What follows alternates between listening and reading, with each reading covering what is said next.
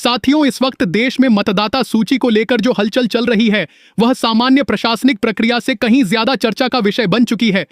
12 राज्यों में special intensive revision यानी गहन पुनरीक्षण की प्रक्रिया शुरू हुई और देखते ही देखते यह खबर आई कि आने वाले समय में यह दायरा और बढ़ेगा और कई अन्य राज्यों में भी मतदाता सूची का विस्तार से सत्यापन किया जाएगा। अब यह सिर्फ नाम जोड़ने या हटाने की औपचारिक कार्रवाई नहीं रह गई, बल्कि इसे पहचान और नागरिकता से जोड़कर देखा जा रहा है। और यही वजह है कि गांव से लेकर शहर तक लोग अपने पुराने कागज तलाशने में जुट गए हैं। कोई पुराने बक्से खोल रहा है, कोई अलमारी के ऊपरी खाने में रखी फाइलें झाड़ रहा है, तो कोई अपने स्कूल के पुराने दफ्तर का चक्कर लगा रहा है। सच तो यह है कि जब भी मतदाता सूची का गहन पुनरीक्षण होता है तो उसका उद्देश्य सूची को अधिक सटीक और पारदर्शी बनाना होता है, ताकि जिनका नाम होना चाहिए उनका नाम दर्ज रहे और जो पात्र नहीं हैं उनके नाम हटाए जा सकें। लेकिन इस बार चर्चा इसलिए ज्यादा है क्योंकि लोगों को लग रहा है कि उनसे ऐसे दस्तावेज मांगे जाएंगे जो उनके पास उपलब्ध ही नहीं हैं। खासकर जन्म प्रमाण पत्र को लेकर सबसे ज्यादा चिंता दिखाई दे रही है। जो लोग 1970 और 80 के दशक में पैदा हुए थे उनके लिए स्थिति अलग थी। उस समय न तो हर जन्म अस्पताल में दर्ज होता था और न ही हर परिवार तत्काल जन्म प्रमाण पत्र बनवाने की प्रक्रिया से गुजरता था। अधिकतर बच्चों का जन्म घर पर दाई की मदद से होता था और अगर अस्पताल में भी हुआ तो रिकॉर्ड स्थानीय स्तर पर रह जाता था। डिजिटल व्यवस्था का नामो निशान नहीं था। किसी ने यह सोचा भी नहीं था कि दशकों बाद यही कागज सबसे अहम पहचान बन जाएगा। इसलिए आज जब लोग सुनते हैं कि जन्म प्रमाण पत्र जरूरी हो सकता है तो स्वाभाविक रूप से चिंता बढ़ती है। लेकिन यहां सबसे पहले एक कानूनी सच्चाई समझना जरूरी है। भारत का नागरिकता कानून साफ कहता है कि एक निश्चित तारीख से पहले भारत में जन्म लेने वाला व्यक्ति जन्म से ही भारतीय नागरिक माना जाएगा। इसका मतलब यह है कि आपकी नागरिकता किसी अफवाह या वीडियो के आधार पर खत्म नहीं हो जाती।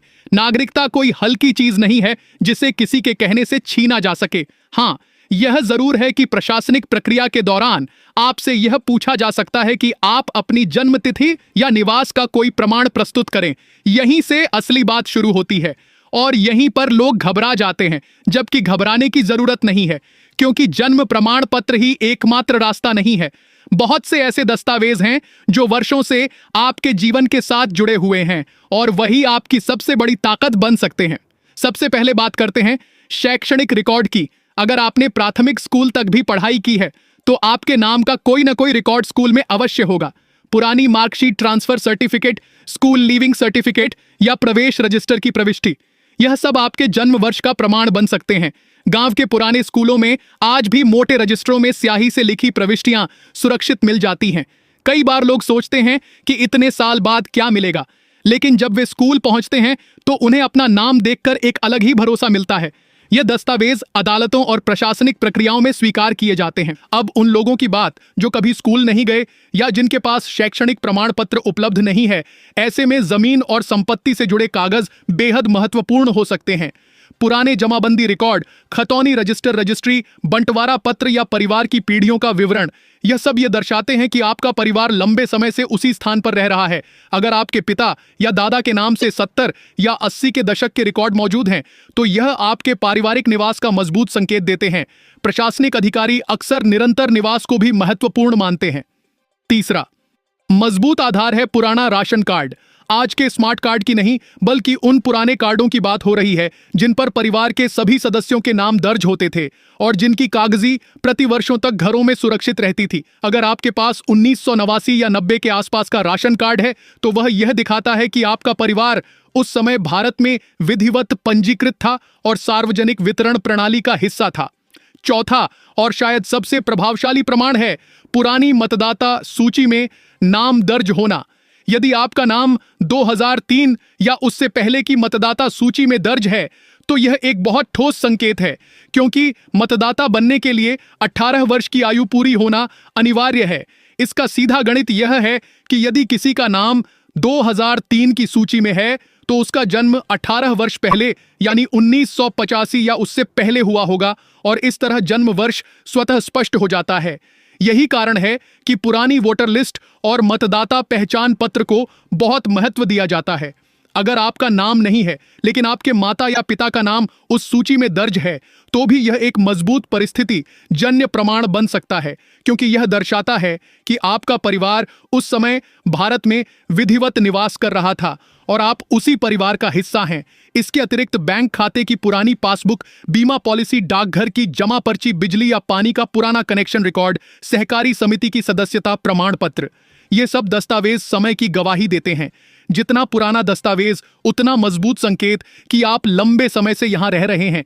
लेकिन एक बात बेहद महत्वपूर्ण है, दस्तावेजों में समानता होनी चाहिए। नाम की वर्तनी, जन्म तिथि, पता, यह सब एक जैसा होना चाहिए। यदि एक जगह नाम कुमार लिखा है और दूसरी जगह कुंवर तो बाद में स्पष्टीकरण देना पड़ सकता है, इसलिए समय रहते मिलान कर लेना समझदारी है। अब जरा मानवीय पहलू को भी समझिए। गांव की उस मां को सोचिए जिसने अपने बेटे को मिट्टी के आंगन में जन्म दिया था। उस समय उसके लिए सबसे बड़ी खुशी उसका स्वस्थ होना था, किसी कागज की चिंता नहीं थी। आज वही बेटा 50 साल का हो चुका है और उसे डर लग रहा है कि कहीं उसके पास जन्म प्रमाण पत्र न होने से उसे परेशानी न उठानी पड़े।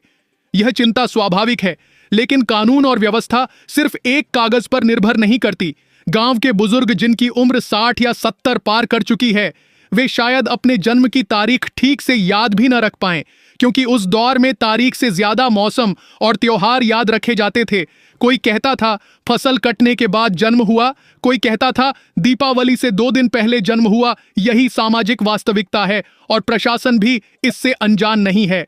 इसलिए जरूरी है कि अफवाहों से दूर रहें, सोशल मीडिया पर चल रहे डर फैलाने वाले संदेशों से सावधान रहें। हर प्रक्रिया का एक निर्धारित तरीका होता है और नागरिकों को अवसर दिया जाता है कि वे अपना पक्ष रखें। यदि किसी कारणवश नाम अस्थायी रूप से सूची में न दिखे तो दावा और आपत्ति की प्रक्रिया भी होती है। सबसे बेहतर तरीका यह है कि अभी से अपने घर के सभी पुराने कागज एक जगह इकट्ठा करें, उनकी फोटो कॉपी करवा लें। यदि संभव हो तो डिजिटल स्कैन भी कर लें। परिवार के सभी सदस्यों के दस्तावेज एक फाइल में व्यवस्थित रखें। बच्चों को भी समझाएं कि कागजों का महत्व क्या है, क्योंकि आने वाले समय में दस्तावेजी पहचान और भी जरूरी होती जाएगी। यह भी याद रखिए कि नागरिकता और मतदाता सूची 2 अलग विषय हैं। मतदाता सूची प्रशासनिक रजिस्टर है, जबकि नागरिकता एक कानूनी स्थिति है। दोनों को लेकर भ्रम फैलाना आसान है, लेकिन सच्चाई समझना जरूरी है। आज जरूरत है जागरूकता की, संयम की और तैयारी की, डर की नहीं। अगर आपके पास शैक्षणिक रिकॉर्ड है तो उसे संभालिए। अगर जमीन का पुराना कागज है तो उसे सुरक्षित रखिए। अगर पुरानी वोटर लिस्ट में नाम है तो उसकी प्रति निकाल लीजिए। जितना आप तैयार रहेंगे उतना आत्मविश्वास रहेगा। देश बदल रहा है, व्यवस्थाएं डिजिटल हो रही हैं और पुराने रिकॉर्ड भी धीरे धीरे ऑनलाइन आ रहे हैं। यह संक्रमण का समय है। ऐसे समय में धैर्य सबसे बड़ी ताकत है। आप अकेले नहीं हैं, करोड़ों लोग इसी स्थिति में हैं और व्यवस्था भी इस वास्तविकता को समझती है। इसलिए अफवाह से ज्यादा तथ्य पर भरोसा कीजिए और अपने अधिकारों के प्रति सजग रहिए।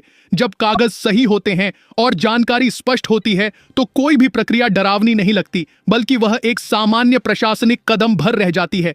इसीलिए आज ही अपने दस्तावेज व्यवस्थित कीजिए। परिवार के बुजुर्गों से पुराने रिकॉर्ड के बारे में पूछिए। स्कूल या पंचायत से संपर्क कीजिए और अपने नाम की स्थिति मतदाता सूची में जांच लीजिए। तैयारी ही सबसे बड़ा समाधान है और जागरूक नागरिक ही सबसे मजबूत नागरिक। और अब जरा उस मन की स्थिति को समझिए जो इस पूरे माहौल में बन रही है। बाहर से देखने पर यह सिर्फ कागजों की जांच लगती है, लेकिन भीतर से यह भरोसे की परीक्षा जैसी महसूस होती है। लोग सोचते हैं हमने पूरी जिंदगी यहीं बिताई, खेतों में पसीना बहाया, बच्चों को पढ़ाया, टैक्स दिया, वोट डाला, फिर अचानक हमें ही साबित करना पड़े कि हम यहीं के हैं। यह सवाल भावनात्मक है और इसी भावना को समझना जरूरी है। लेकिन व्यवस्था भावनाओं पर नहीं बल्कि रिकॉर्ड पर चलती है, इसलिए भावनाओं के साथ साथ व्यवहारिक तैयारी भी जरूरी है। आप अपने गांव के बूढ़े प्रधान से बात कीजिए, पुराने सचिव से मिलिए। पंचायत भवन में कई बार जन्म और निवास से जुड़े रजिस्टर दशकों से सुरक्षित रखे होते हैं। नगर निकायों में भी पुराने परिवार रजिस्टर मिल जाते हैं। कई राज्यों में परिवार पहचान पत्र या निवास प्रमाण पत्र के पुराने अभिलेख उपलब्ध हैं। बस लोग पूछते नहीं हैं। अगर आपके दस्तावेजों में कहीं नाम की स्पेलिंग अलग है तो अभी से शपथ पत्र बनवाकर उसे ठीक कराने की प्रक्रिया शुरू की जा सकती है। हलफनामा एक मजबूत सहायक दस्तावेज होता है जो यह स्पष्ट करता है कि अलग अलग कागजों में दर्ज नाम एक ही व्यक्ति के हैं। इसी तरह अगर जन्म तिथि में मामूली अंतर है तो संबंधित विभाग में आवेदन देकर सुधार कराया जा सकता है। समय रहते किया गया सुधार आगे बड़ी परेशानी से बचा सकता है। एक और महत्वपूर्ण बात, परिवार के भीतर संवाद कीजिए। कई बार पिता के पास पुरानी जमीन की रसीद होती है, माता के पास राशन कार्ड की जर्जर प्रति होती है, दादा के पुराने संदूक में मतदाता पहचान पत्र का पीला पड़ चुका कागज रखा होता है। परिवार के लोग समझते हैं कि यह बेकार कागज है, लेकिन वही संकट की घड़ी में सबसे मजबूत आधार बन जाता है। इसलिए घर के हर सदस्य को इस प्रक्रिया की जानकारी दीजिए। जो लोग शहरों में मजदूरी या नौकरी के लिए वर्षों पहले गांव छोड़कर आ गए थे, उनके लिए भी रास्ता बंद नहीं है। मूल निवास स्थान का रिकॉर्ड अब भी उनके पक्ष में काम कर सकता है। बैंक खाते की शुरुआती प्रविष्टियां, कर्मचारी भविष्य निधि का रिकॉर्ड, पुराना पहचान पत्र, ड्राइविंग लाइसेंस या किसी सरकारी योजना का प्रारंभिक पंजीकरण, ये सब समय की निरंतरता दिखाते हैं और यही निरंतरता सबसे बड़ा प्रमाण बनती है। यह भी समझिए कि हर व्यक्ति से एक जैसा दस्तावेज नहीं मांगा जाता। परिस्थितियों के अनुसार अधिकारी उपलब्ध रिकॉर्ड को देखते हैं, इसलिए किसी एक कागज के अभाव में खुद को असहाय मान लेना सही नहीं है।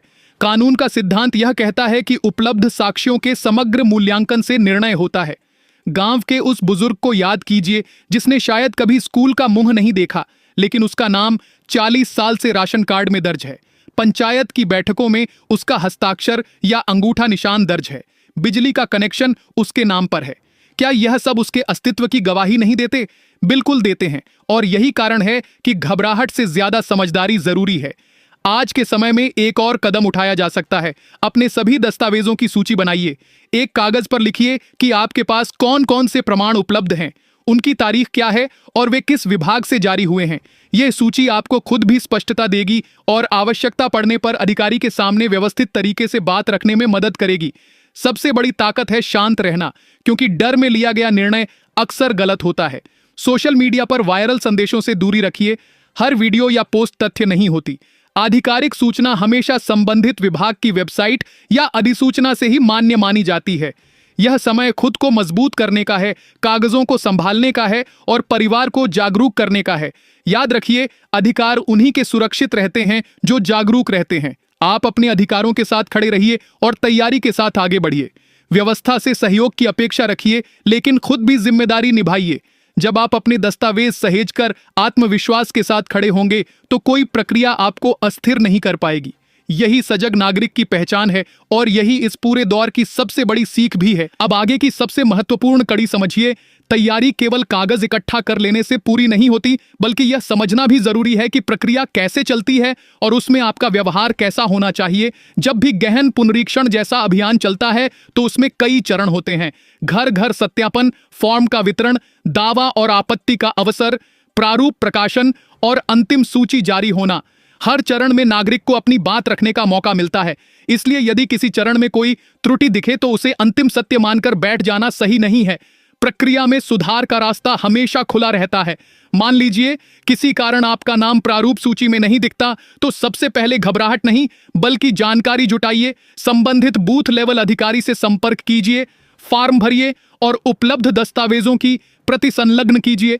अधिकतर मामलों में सही दस्तावेज देने पर नाम पुनः जोड़ा जाता है। यही कारण है कि कहा जाता है, तैयारी और संवाद दोनों जरूरी हैं।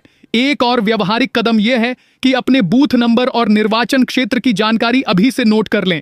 अपने परिवार के हर सदस्य का नाम मतदाता सूची में सही दर्ज है या नहीं, यह ऑनलाइन या स्थानीय कार्यालय से जांचा जा सकता है। नाम की वर्तनी उम्र और पते की जांच कर लेना छोटी सी सावधानी है, लेकिन आगे चलकर बड़ी सुविधा देता है। जो लोग किराए के मकान में रहते हैं या बार बार स्थान बदलते रहे हैं, उन्हें अपने निवास का क्रम स्पष्ट रखने की जरूरत है। पुराने किरायानामे, बिजली बिल या मकान मालिक का प्रमाण पत्र भी सहायक हो सकता है। निरंतरता दिखाना महत्वपूर्ण होता है, इसलिए अपने निवास इतिहास को मन में स्पष्ट रखिए ताकि पूछे जाने पर आत्मविश्वास से बता सकें। अब जरा मानसिक तैयारी की बात करें। किसी भी सरकारी प्रक्रिया में धैर्य सबसे बड़ा हथियार है। लाइन लग सकती है, समय लग सकता है, एक से अधिक बार दस्तावेज दिखाने पड़ सकते हैं, लेकिन संयमित व्यवहार हमेशा सकारात्मक परिणाम देता है।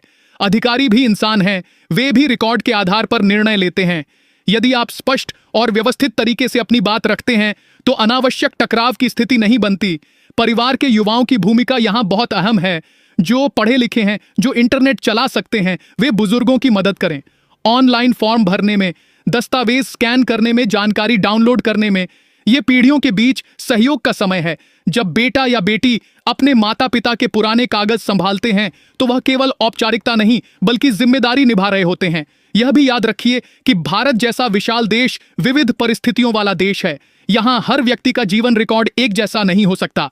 कानून इसी विविधता को ध्यान में रखकर साक्ष्यों का मूल्यांकन करता है। इसलिए अपने जीवन की सच्चाई पर भरोसा रखिए। यदि आपने यहीं जन्म लिया है, यहीं पले बड़े हैं और वर्षों से यहां रह रहे हैं, तो आपके जीवन के निशान कहीं ना कहीं दर्ज अवश्य होंगे। बस उन्हें ढूंढने और व्यवस्थित करने की जरूरत है। आने वाला समय दस्तावेजी अनुशासन का समय है। बच्चों के जन्म का तुरंत पंजीकरण कराइए। परिवार के हर सदस्य का पहचान पत्र अद्यतन रखिए।